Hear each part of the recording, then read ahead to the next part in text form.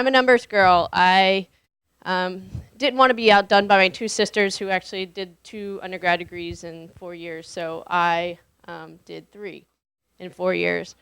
And then I had a grand plan that I was going to get my master's and PhD by the time I was 25, and so this is a tricky math comment. I defended my thesis when I was 25 and 13 months old.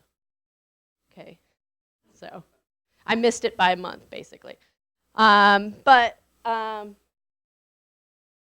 real point here is I have the wrong letters behind my name, and I always joke that, well, I'm a numbers girl. I have a PhD from Stanford, and I have this medically complex family. These are the words that are sort of, if you take all the classes that I took at Stanford and you pile them into a word chart, this is what you get. So I was in mechanical engineering, design, strategy, organizational, behavior, thinking, whatever you want to call it, technology. And for me, the important thing about that was, so I have a PhD and I have an engineer's mind, and I look at everything as, well, we can fix that. We can make this work. So it was really helpful that I had all these tools in my toolbox when Alexis was born. Preview a little bit. December 15th, 2005, I was pregnant with identical twin girls. At 29 weeks pregnant, I was taken into the hospital. I had lost one of the twins. And they did whatever they could at that moment to make sure that Alexis wasn't born at 29 weeks. Fast forward 8 weeks, I actually was sent home on bed rest, and I carried both alive baby Alexis and dead baby Caitlin. You never know what the use of Sex and the City is.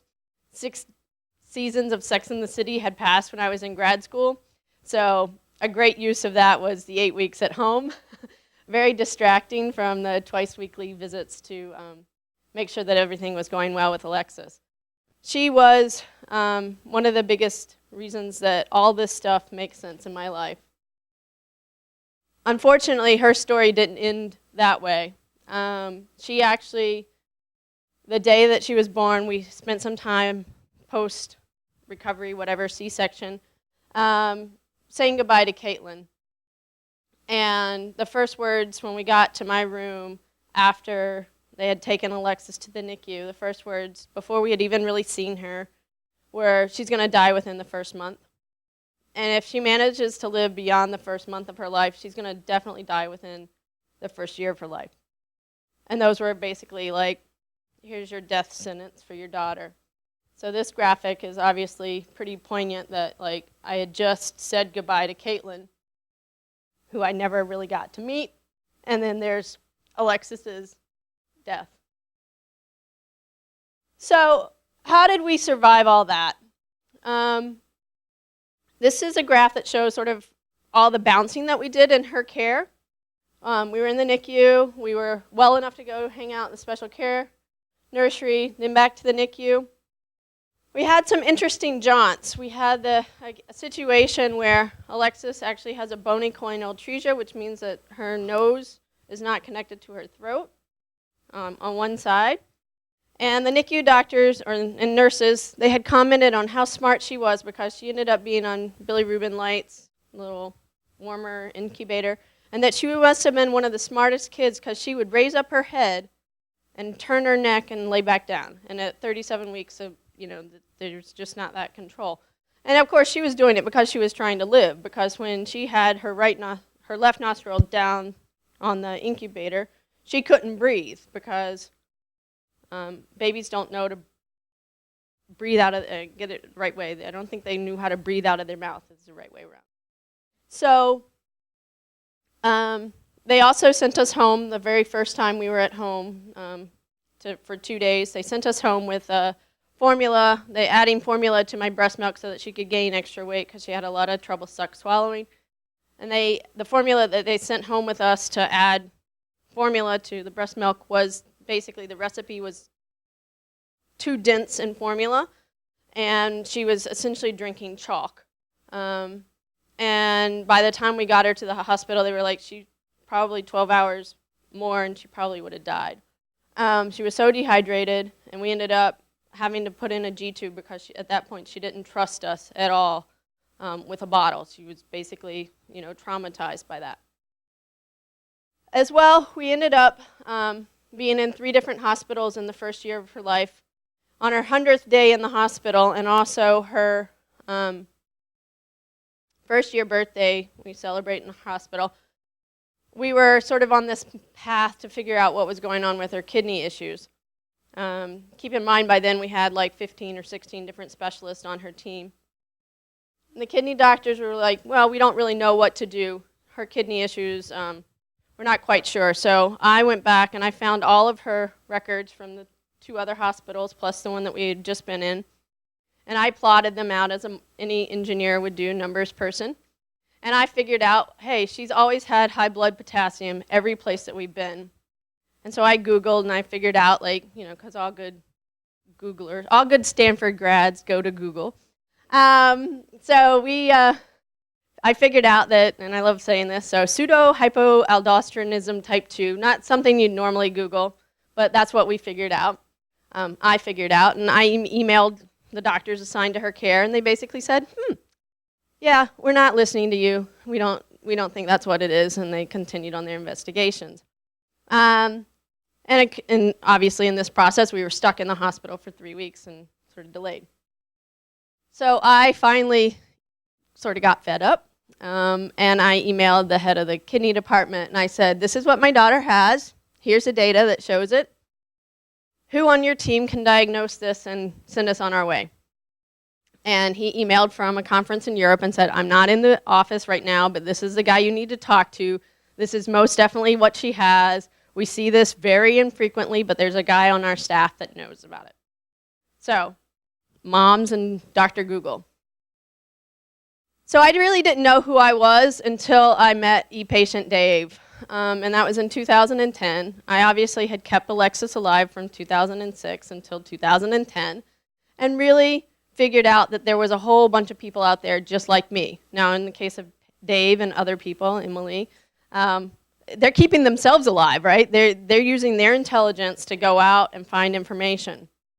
By that point, I had already sort of started hanging out with the CHARGE Syndrome Foundation, which is a genetic disorder. But we weren't CHARGE. We actually still aren't anything. We are Alexis, as I say, Alexis Schnatterbeck syndrome, which has a great acronym. And we like to tell doctors who come in and ask us about Alexis. But we're writing Alexis's song. We are the ones that know Alexis. And she's our inspiration, but we are the ones that are holding the key for the team. And this is sort of the view of the team. We vote doctors off of our team. If they don't email, that's the very first criteria. They don't email, or if they insist on emailing me in a way that's not particularly conducive, sort of through firewalls and I don't know what you call it, but basically if I have to do 4 logins, I'm not emailing with you. So we vote them off. We keep everything so that I can email back and forth with other doctors, because 20 different specialists, actually beyond that is her school. So we have about 45 people on even any given day that I need to interact with to keep Alexis ticking. This is what I created. It's a 5-page Word document that actually holds all of the information in the case that if I'm not there.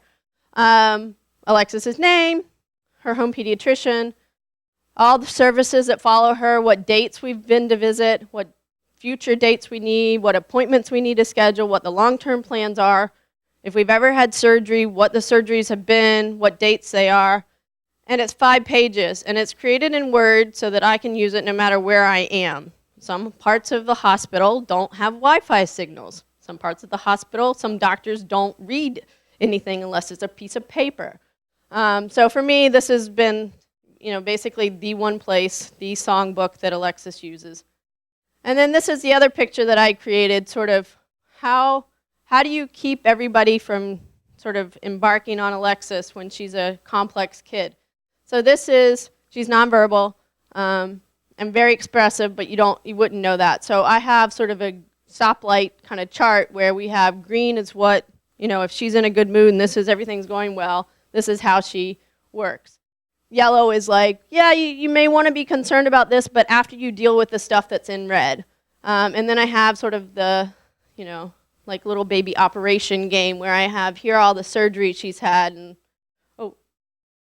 where they occurred. And then a picture of her, I give weights and heights so that everybody can do it. And then I give my contact information, not likely to be needed.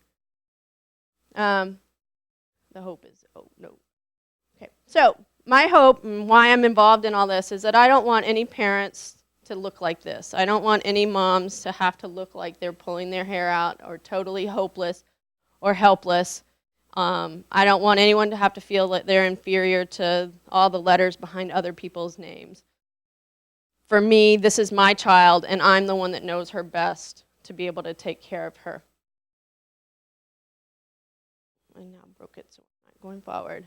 And then I really want us to be able to be collaborative. I want us to be able to sort of interact, work together. Our complex care doctor actually takes my 5-page document and uses that as our agenda for our doctor's appointment. One time, this is a funny story, the little chain to the computer kind of thing, we've got to make these systems flexible. Alexis was stuck in the hospital because they couldn't figure out how to get the ophthalmology doctor who had done surgery the day before to discharge Alexis from the cardiac ICU. Alexis is one of these frequent flyers that if she has any surgery, she goes in the cardiac ICU. But there was no like click the box for for the ophthalmology. Like she was in for eye surgery. There was no box for that. And then also we've just got to be aware that we got to take care of Alexis everywhere that she is. And we have to be able to have the data from all those places in one place. Alexis is just one little body, but yet her data in boxes is twice as big as she is. So we've got to keep all that together because I'm sure that if the doctors had seen the trend that I ended up presenting to them, that they would have figured it out as well. They just didn't have all the data. And then for me, the biggest thing is like the toolbox that we need to send people home with. It's not about how smart doctors are. It's about how they impart that knowledge on to the families and the caregivers and the patients. So we've got to make this portable toolbox that's basically how they can get out in the world. And this is Alexis, and she's really my futurist. She's, I don't know, you can see the little gleam in her eye and all this great stuff, but she helps me see into the future, a place where she is seen as one body, consolidating all of her care, where we communicate compassionately, where we share data and we help others, and really where she sees it all together as one. And then this, I don't know, maybe it was earlier, maybe it said just Alexis, but she's really my numbers gal in her own way as well. She has lived 91 months past the doctor's predictions, and for me, that's the greatest joy in life itself. So that's how I became engaged, equipped, enabled, and empowered by love. So that's me.